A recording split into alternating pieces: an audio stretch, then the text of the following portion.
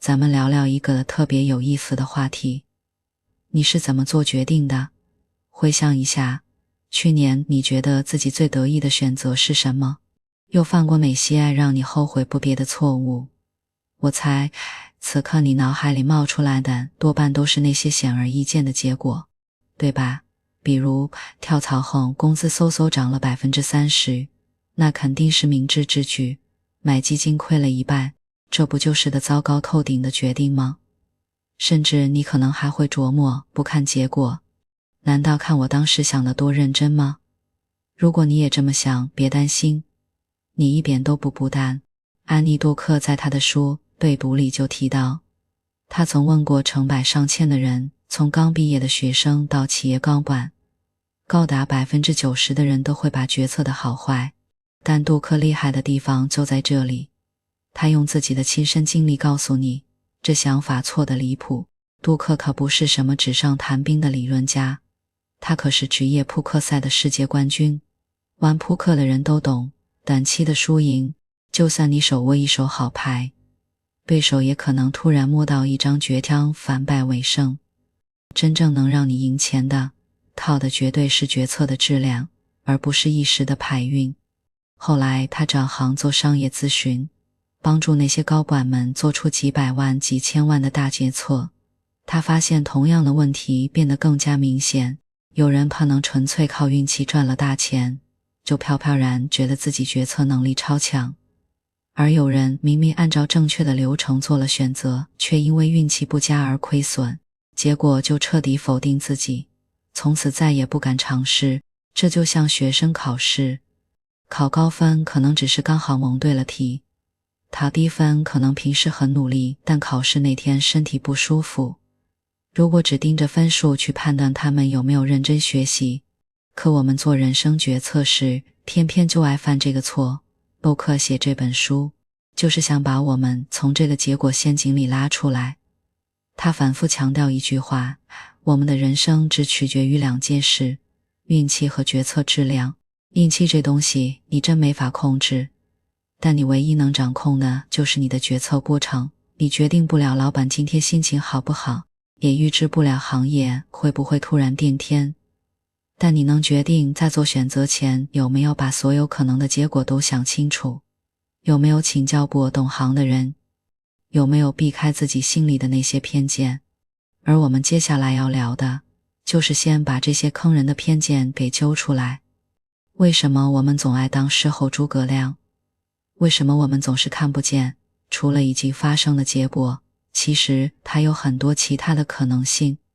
我们才能往下聊，到底什么样的决策过程才是真正靠谱的。咱们先从一个生活场景说起吧。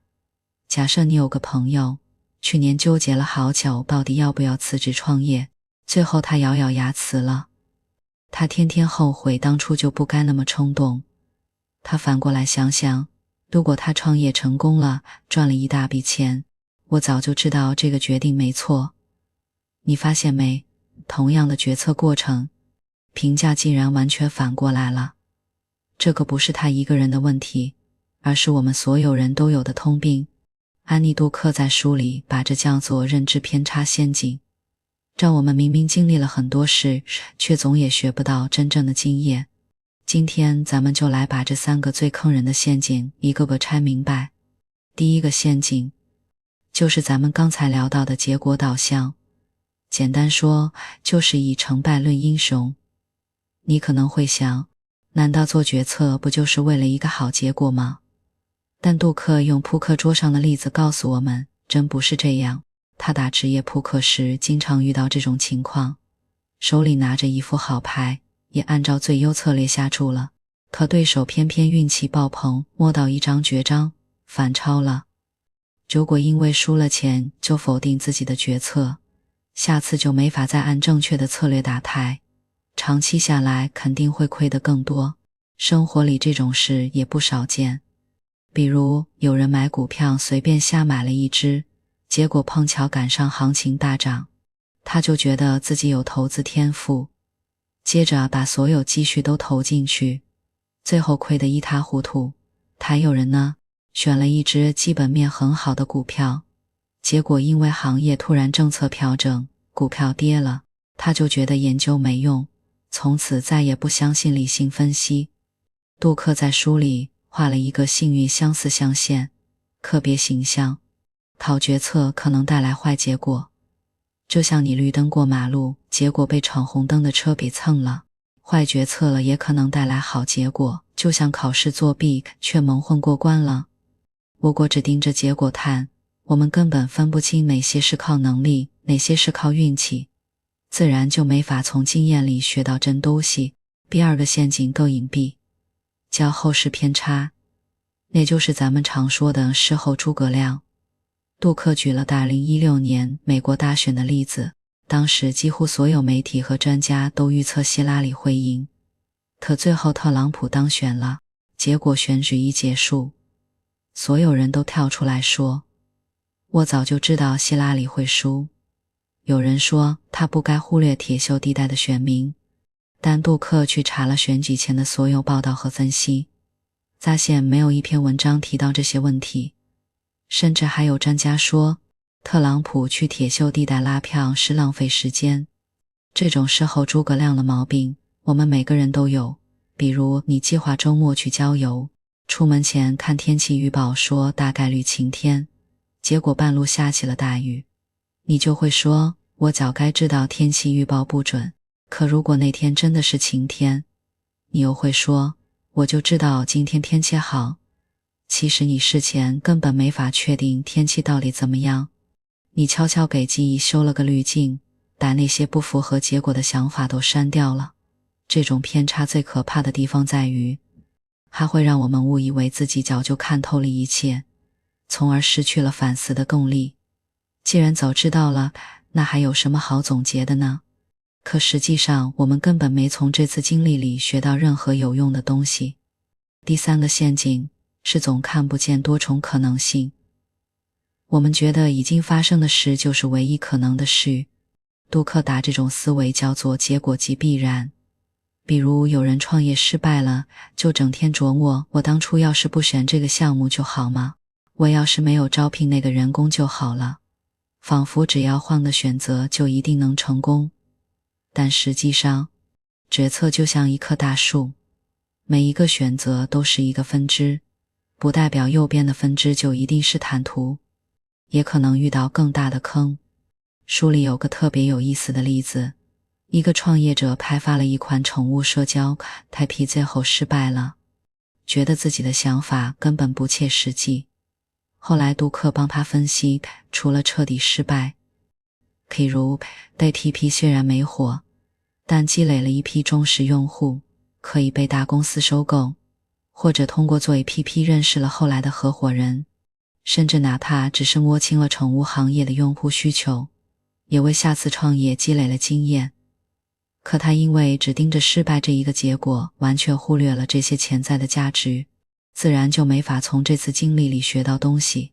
说到这，你可能会问，这些陷阱这么坑，那我们到底该怎么避开它们，才能从经验里学到真东西呢？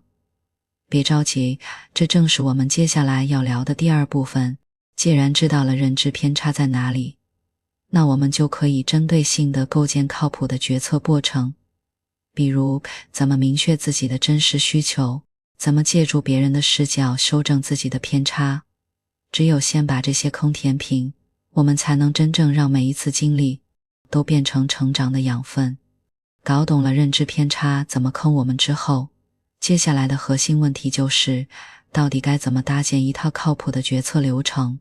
安妮·布克在书里给出的答案其实一点都不复杂。决策的本质其实就是对未来的一个预测。你不是在选去A公司还是 B 公司，而是在选去 B 公司后可能遇到的结果集合。所以，一套好的决策流程，本质上就是把可能的结果、你对结果的偏好和结果的概率这三件事想清楚。杜克给了一个6步决策法的总框架，咱们先记下来，列出潜在结果，按偏好排序，估算结果概率，计算好结果的概率，对其他选项重复前4步，最后对比选择最优的。听起来有点绕，第一步，先搞懂你到底想要什么，也就是明确自己的偏好和回报。很多人做决策时总爱列利弊清单，比如去 A 公司的利是薪资高，弊是加班多，去 B 公司的利是双休，弊是钱少，并为它只分好和坏，却没说好有多好，坏有多坏。比如加班多可能是每天多干1小时，也可能是天天通宵，这两种弊根本不是一个量级。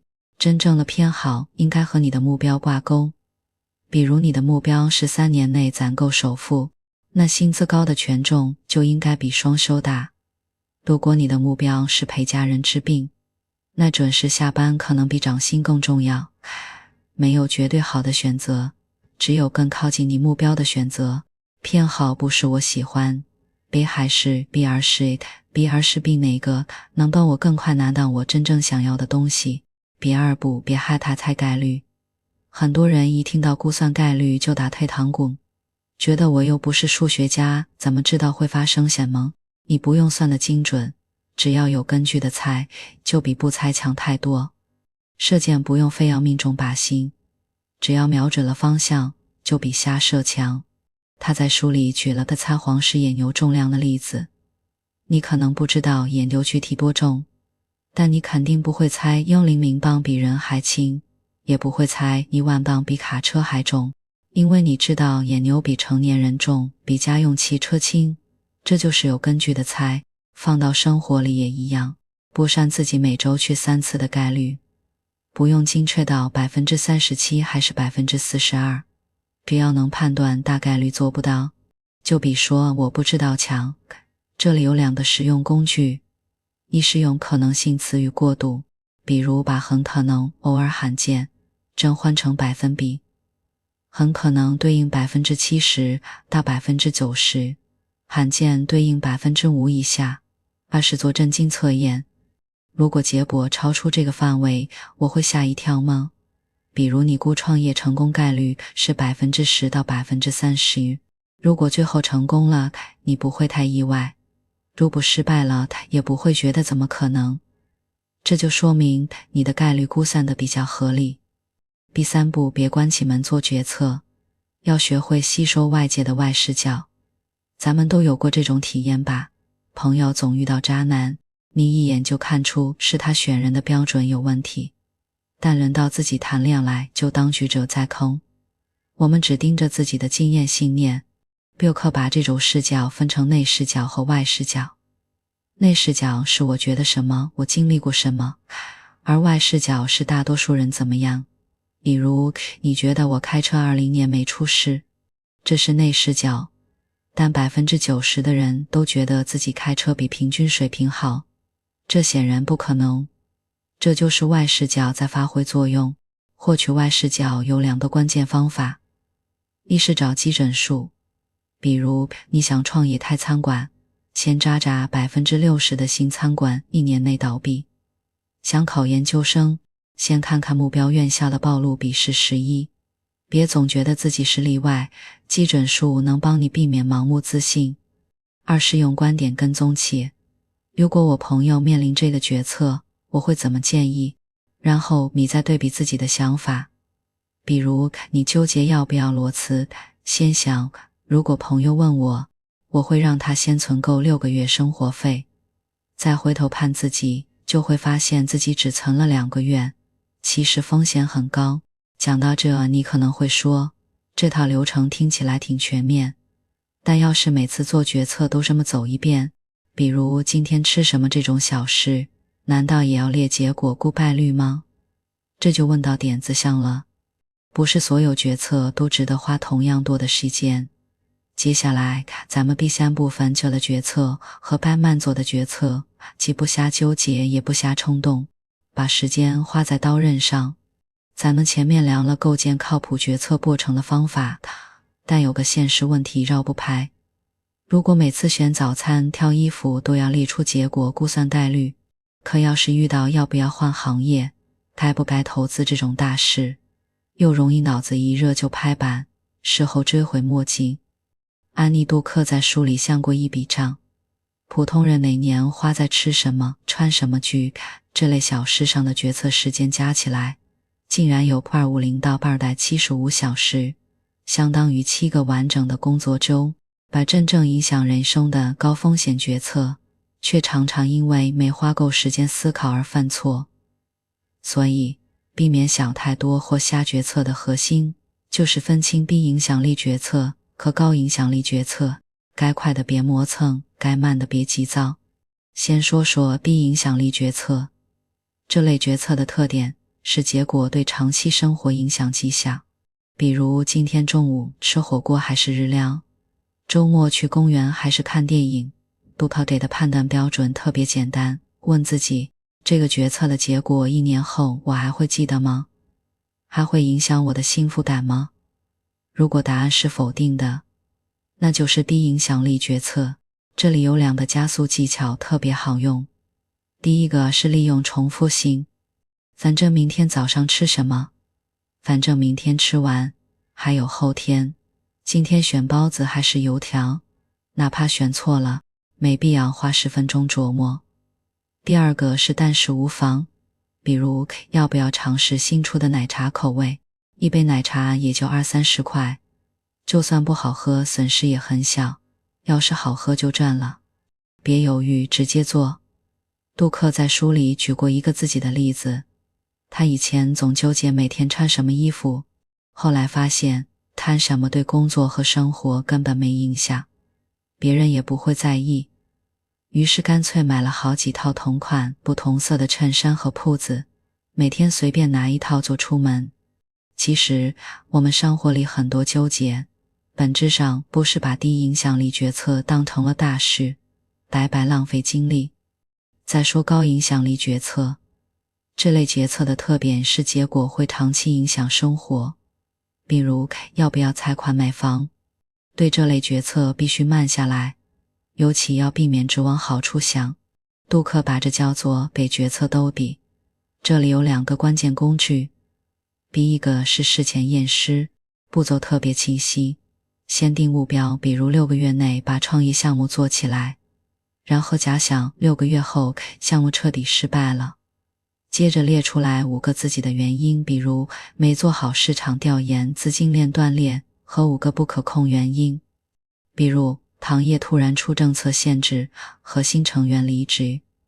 最后针对这些原因提前做准备，比如先花1个月做调研再启动。杜克在书里提到，美国前国防部长麦克纳马拉就特别喜欢用这个方法。当年美国计划搞一项重大军事行动前，他会让团队先假设行动失败，然后分析原因。很多潜在风险就这样被提前规避了。对我们普通人来说，事前验尸最大的价值就是避免盲目乐观，别总想着我可能会在哪栽跟头，反而能提高成功的概率。想象有个邪恶博士，他的目标就是让你决策失败，但他不会让你做明显错的事，而是让你做看似合理但长期会坑你的事。比如你想减肥，他不会让你吃10个蛋糕，而是让你今天心情不好吃1块，慢慢你就放弃了。你想创业，他不会让你直接投光所有积蓄，而是让你先辞掉工作全职做，不留退路，最后压力太大，并被邪恶博士的方法就是提前定规则。比如减肥时定晚上8点后不吃甜的，创业时并先兼职做3个月有稳定收入再全职，就不会被看似合理的借口牵着走，避免在不知不觉中把决策搞砸。就算我分清了决策类型，也用了工具，可还是会有考虑不周全的地方，怎么办？这就需要借助外界的力量了。很多时候我们自己看不清的问题。接下来咱们第4部分就聊怎么让别人的反馈真正帮到你，而不是变成负和抬杠。咱们前面聊了怎么构建决策流程，但有个关键点不能漏，再周全的思考也难免有当局者迷的时候。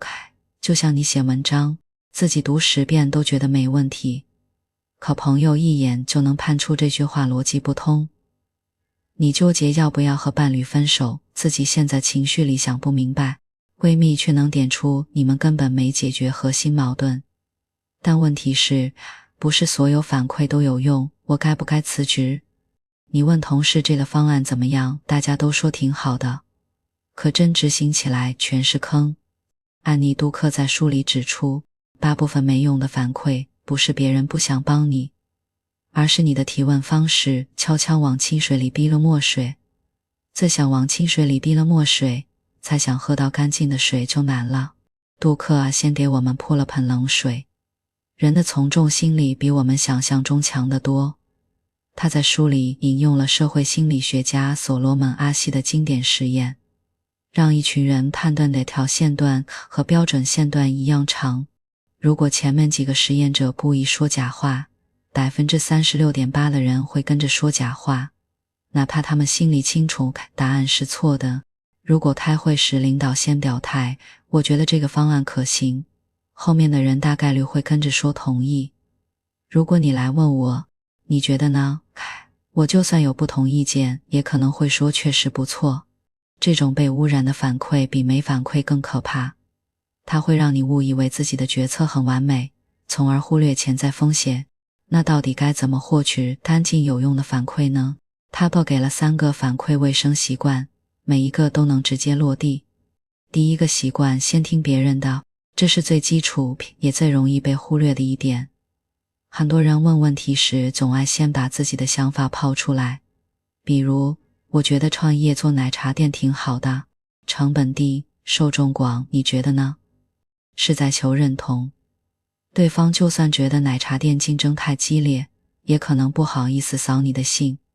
正确的做法应该是先抛中性问题，比如，你觉得现在创业做什么项目风险比较低？或者如果我想做奶茶店，你觉得要注意哪些问题？先让对方不受你的想法影响，说出真实观点，你再补充自己的打算。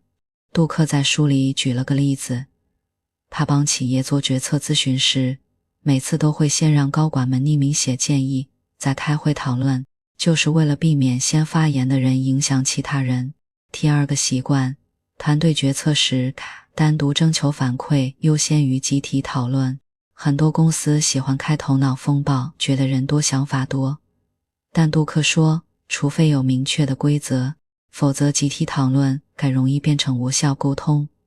要么没人敢说反对意见，但我被话多的人带偏方向。他在书里提到一个真实案例，某科技公司要招聘一名高管， HR 组织了5个部门负责人一起面试。面试结束后， HR 先让大家当场讨论结果。部门 B 负责人先表态，我觉得候选人不错，其他人跟着附和。最后来 HR 换了个方式，先让每个人私下写评价，再汇总结果。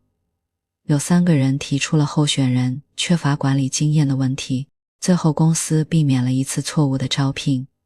对我们普通人来说，这个方法也能用。比如，你想办一场婚礼，别把家人朋友叫到一起讨论，而是先分别问父母、闺蜜、伴侣的想法，再把这些想法汇总，这样能避免某个人的意见压过其他人，得到更全面的反馈。第3个习惯，用清单，确保反馈有具体依据。很多人问反馈时总爱说，你觉得我这个决定怎么样？你觉得这个方案好不好？得到的答案往往是挺好的一般。但如果你能提前列的信息清单，让对方围绕清单提意见。比如你问朋友，我该不该跳槽到新公司？别只问好不好，可以说，我整理了几个点。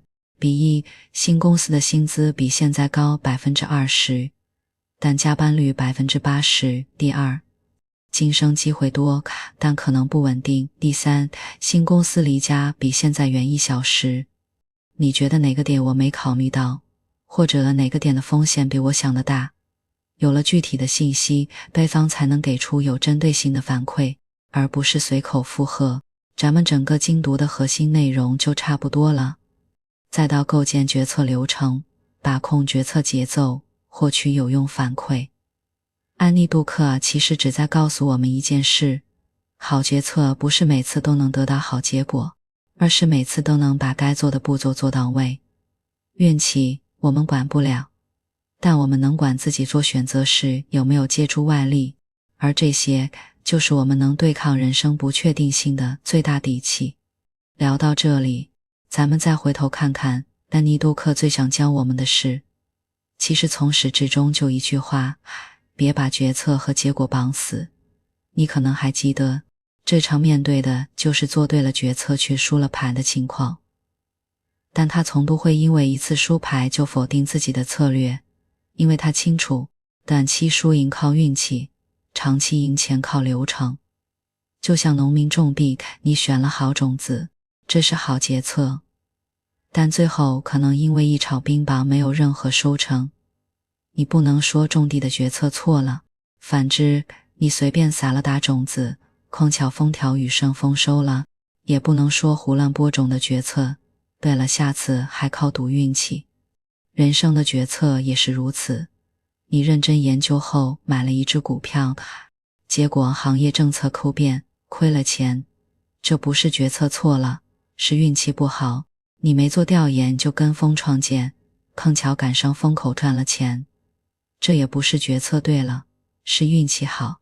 如果我们总用单次结果判断决策质量，要么会因为瞎猫碰到死耗子而盲目自信，要么会因为倒霉而否定自己，最终都走不出凭运气赚的钱，凭实力亏回去的怪圈。好决策是一种长期主义的能力，它不是每次都选到最好的结果，而是每次都把该做的步骤做到位。比如想清楚自己的目标，估算结果的概率，提前规避能想到的风险。就像健身，你每天按计划锻炼，可能短期内体重没降，肌肉没长，但只要坚持，长期来看，身体一定越来越好。反之，你3天打鱼，2天晒网，就算偶尔瘦了2斤，也没法保持。最后，给大家3个立刻就能落地的小行动，帮你把书里的方法变成习惯。第一，下次做决策前，花5分钟写2句话，我还不知道但需要了解的信息有哪些，这能帮你避开信息盲区。第二，对要不要辞职、要不要投资这类大事，做一次事前验尸。假想这件事失败了，列出3个可能的原因，再想对应的解决办法，这能帮你提前踩坑。第三，下次问别人意见时，先憋住自己的想法，先听对方怎么说，别让你的观点污染了有用的反馈。记住，我们这一生会做无数次决策，没人能保证每次都选对，但只要你能守住靠谱的决策流程，就算偶尔因为运气差摔了跟头，长期来看也一定会比靠运气瞎选走得更稳更远。毕竟人生不是一次补局，而是一场需要长期经营的马拉松。真正的赢家都懂得用可控的过程对抗不可控的运气。恭喜你又看完了一本书。